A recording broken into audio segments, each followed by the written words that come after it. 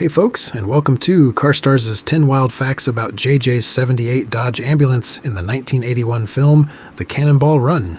Fact number 1. Unlike many famous movie vehicles, the single Dodge ambulance used in the film was not something the production team simply found, bought, and dressed up for a role.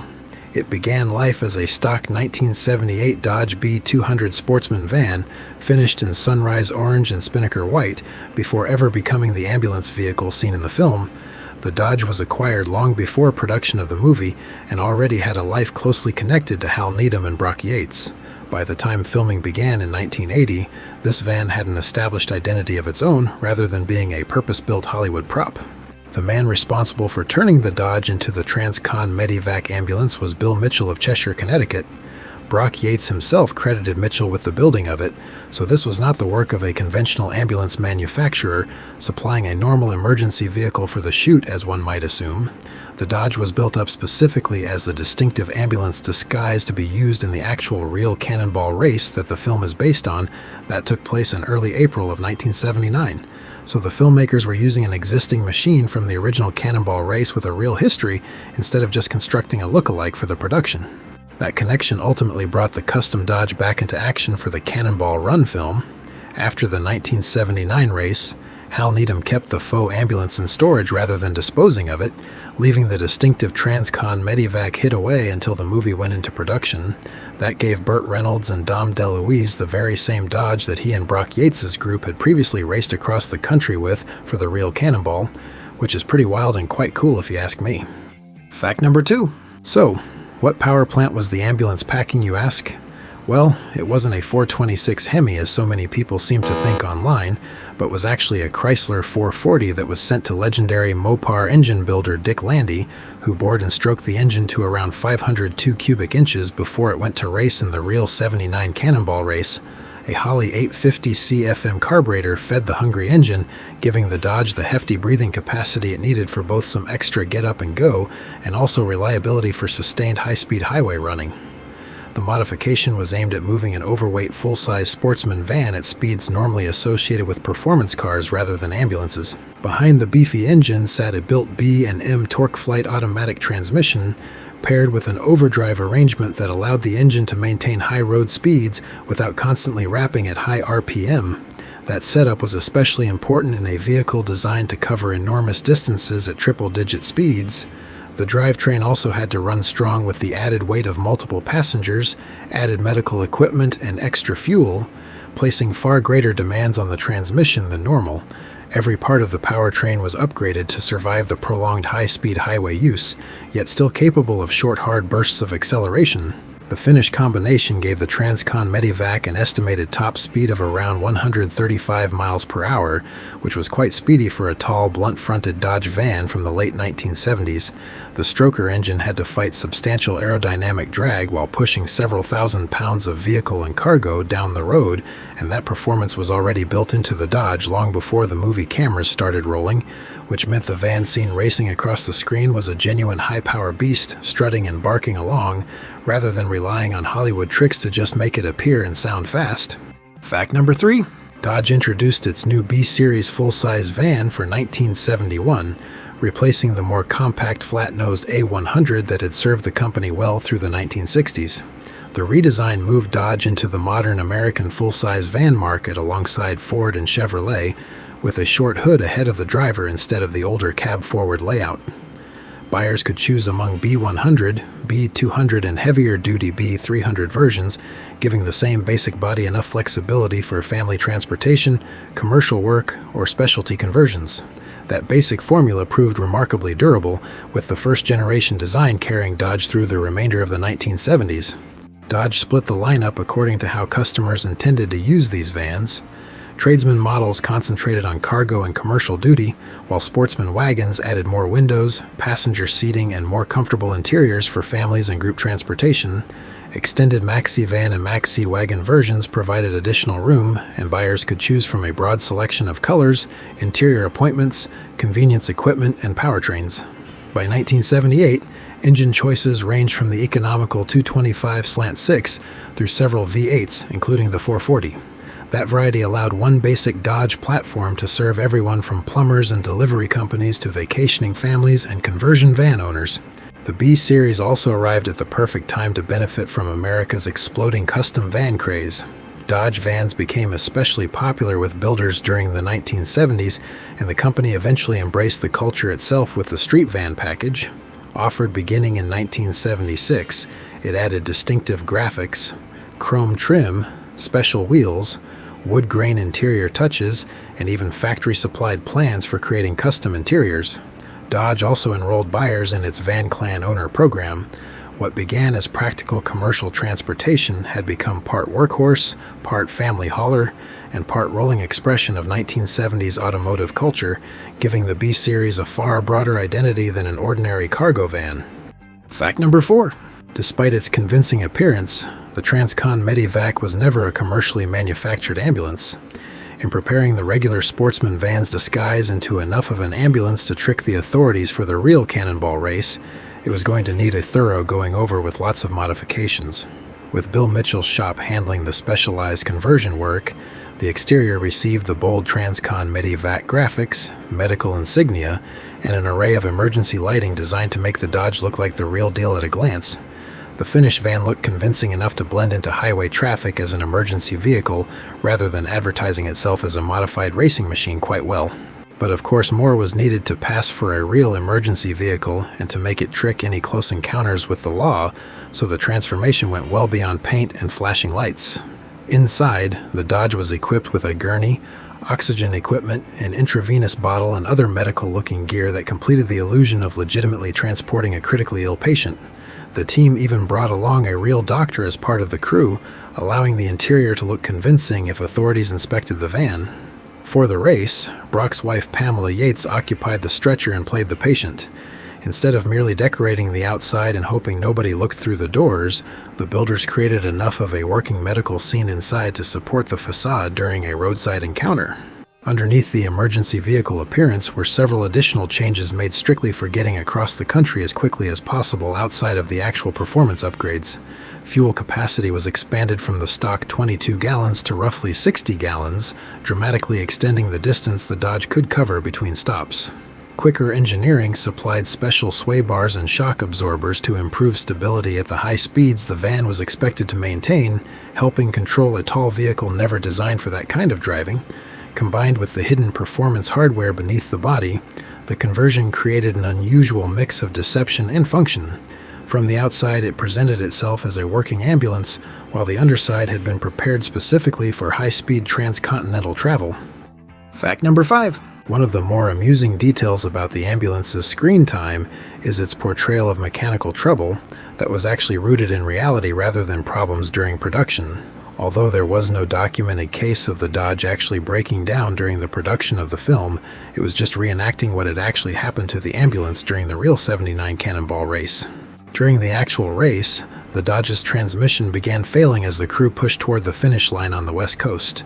They tried to keep it alive by pouring in transmission fluid frequently, hoping to squeeze a few more miles out of the wounded gearbox. But their preservation efforts weren't enough, as about 50 miles from the finish near Palm Springs, the transmission finally gave up completely and they lost. The ambulance had to be winched onto a flatbed and hauled the rest of the way, ending what had already become one of the race's most memorable vehicle stories. That real race failure became perfect story material when Brock Yates turned the Cannonball experience into a movie. Instead of inventing a completely fictional mechanical problem for the ambulance, the film played off the reputation the Dodge had already earned during the cross-country run. Viewers watching the ambulance struggle through its on-screen troubles were seeing a comedic reenactment of something that had actually happened to the vehicle itself. Fact number 6. After its involvement with the real Cannonball race, but before Hollywood, Hal Needham found another brief use for the high-speed Dodge van turned ambulance. In December of 1979, the ambulance became a support chase vehicle for Needham's Budweiser Rocket Land Speed project, an ambitious effort built around sending stuntman Stan Barrett toward the sound barrier. The program initially tested at the Bonneville Salt Flats before moving to the harder surface at Edwards Air Force Base in California. That placed the same bright orange and white Dodge alongside one of the most extreme land speed machines ever constructed, only months after its cross-country racing shenanigans had ended. The The Budweiser rocket was a three-wheeled machine powered by a hydrogen peroxide rocket motor, with another booster sourced from a Sidewinder missile later added as Needham's team pushed for even greater speed. The TransCon Medi-Vac remained part of the operation as a chase vehicle while the project developed. On December 17, 1979, Barrett made the program's most famous run across Rogers Dry Lake at Edwards, reaching an estimated 739.666 miles per hour. The attempt was never accepted as an official land speed record, though, because it did not meet the required timing and two-way run standards, but it became one of the most celebrated real-world stunts that Needham was involved with. For the Dodge, that assignment added another remarkable job to its resume before the film entered production in 1980. It had already been constructed to handle sustained high-speed driving, so Needham had a familiar and unusually capable support vehicle available for the rocket car operation. Rather than spending the period between the real Cannonball and the movie completely forgotten in a warehouse, the TransCon Medi-Vac spent part of that time attached to Needham's pursuit of extreme speed. Only afterward would the same recognizable ambulance return to its better-known role when Needham brought it into the movie production. Fact number 7. A while after filming wrapped on the Cannonball Run, Needham eventually decided the original TransCon Medi-Vac had reached the end of its usefulness to him. By that point, the Dodge had already lived a few different lives, from its cross-country racing days to its time connected with Needham's land speed work, and finally its starring role on screen. Rather than simply selling or auctioning it off as an old production vehicle, he chose to donate the ambulance to a NASCAR wives charity, passing one of the film's most recognizable machines into the hands of an organization tied directly to the racing community. The charity connection was a fitting one for a vehicle so closely associated with racers, stuntmen, and the world surrounding NASCAR. Organizations formed by racing wives regularly raised money to support drivers, crews, and families facing hardship, often relying on donated items and fundraising events to generate assistance. Needham's gift gave them something far more unusual than a conventional piece of memorabilia. Since this was the actual Dodge used in the film in the real race, complete with the same unmistakable TransCon Medi-Vac identity that audiences had just seen racing across the country with Burt Reynolds and Dom DeLuise, it was a genuinely valuable item.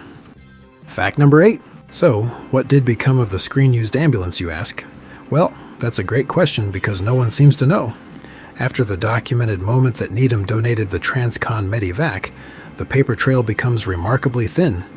The NASCAR Wives Charity eventually passed the vehicle on, but no surviving public record has been found identifying the exact date, buyer, sale price, or transaction method. Later accounts describe the ambulance being sold or raffled, but those details have never been confirmed by a contemporary auction catalog, charity record, or bill of sale.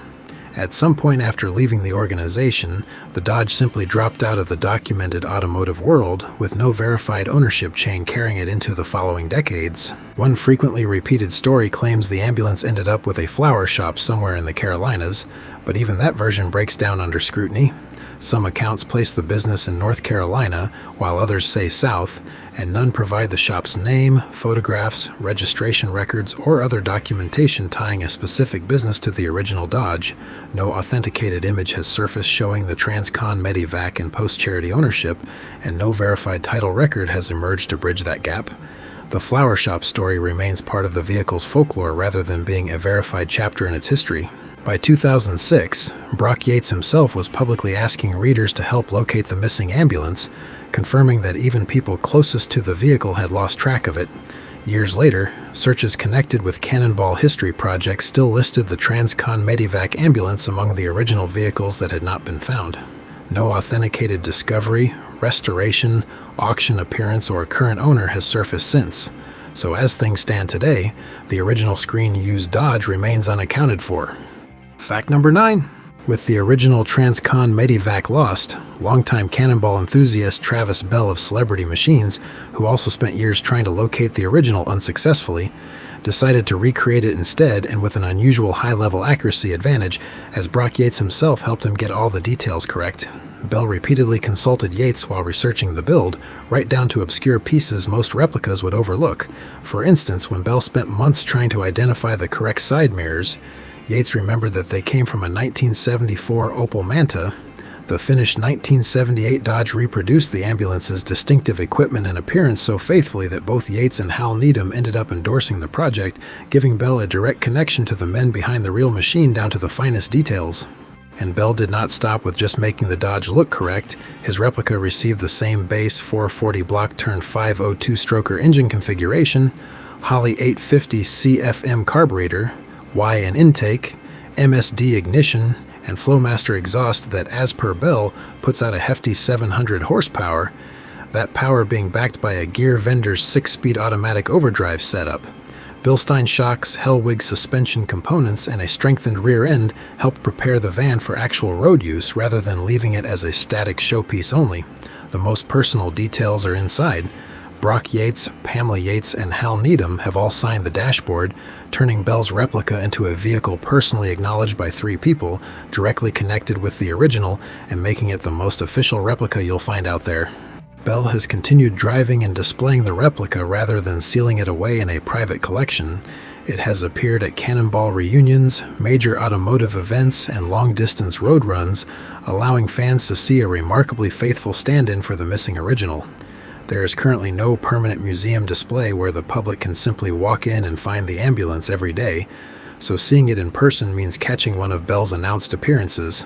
Celebrity Machines remains based in Indianapolis and hosts public automotive events there, making its event announcements the place to watch for another opportunity to see the most true TransCon Medi-Vac replica up close.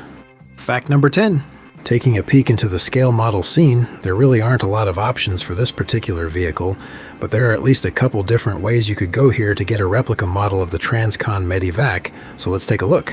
As for diecast, there really aren't any currently produced direct replicas that I could find other than the old originally released 1/64th scale, used ones from the 80s that is. However, the closest likeness of the ambulance I could find currently available is this even smaller 1/87th scale plastic replica here from a brand called Brikina.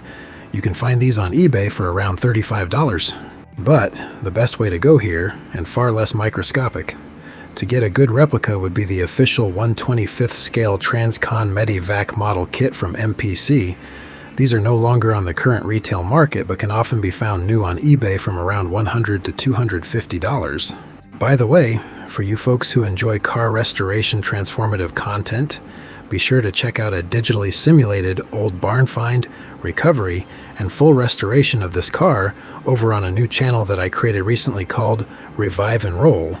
I'll put a link to this new channel in the description below for those interested in checking it out, and although I can't put out a lot of these type of videos as they take a huge amount of time and are quite expensive to make as well, if it gets enough views and subbers to make it worthwhile, then I will make more in the future. Well, there you have it, folks. Thanks for watching, and make sure to hit that subscribe button if you like what you saw here. You guys are all great. See you next time.